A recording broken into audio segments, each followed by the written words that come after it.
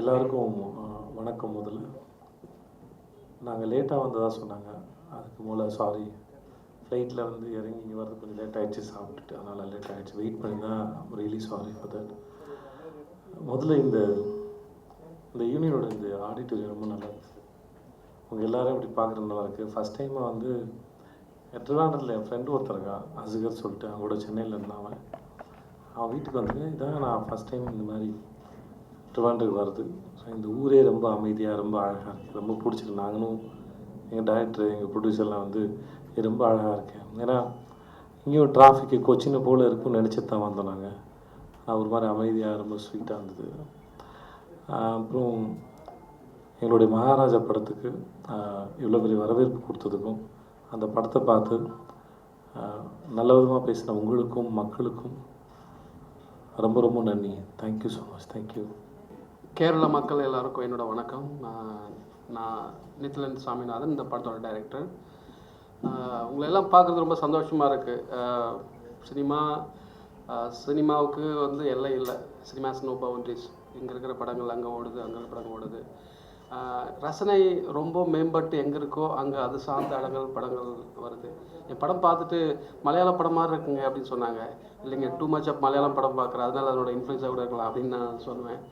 So இந்த வெற்றியோட பங்கில் இந்த கேரளா மக்களும் இந்த இங்கே இருக்கிற டைரக்டர்ஸ், இங்கே இருக்கிற படங்களும் கொஞ்சம் சேர்ந்துருக்குன்னும் போது சந்தோஷமாக இருக்குது.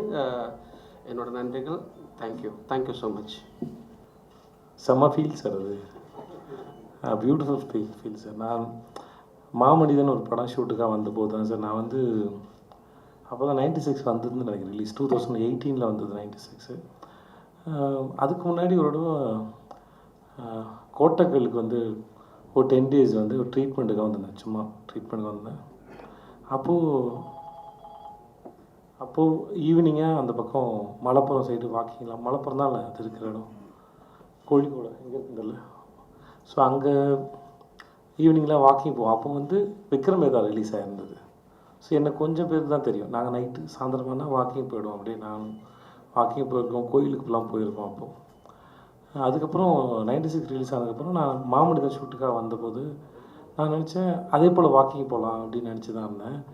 பட்டு அவ்வளோ நானே எதிர்பார்க்கல. அந்த சமயத்தில் அலப்பியில் ஷூட் பண்ணோம். அங்கேயும் அவ்வளோ பேர் வந்தாங்க. ஸோ அது நாளுக்கு நாள் அதிகமாகிட்டே போகுது. அது இப்போ வரும்போது என்னென்னா ரொம்ப கம்ஃபர்டபுளாக பிடிச்ச இடத்துக்கு வரோம். ஏன்னா நம்மளை நேசிக்கிற நிறைய பேர் இருக்கிற இடத்துக்கு வரோங்கிற ஒரு பெரிய சந்தோஷத்தை கொடுக்குண்ணா. அது ரொம்ப ஷாக்கான நேரம் வந்து 2019 நான் வந்தபோது, 2019 ஜனவரி கிட்ட வந்தேன் நினைக்கிறேன். ஜனவரி கிட்ட வந்தேன் நான்.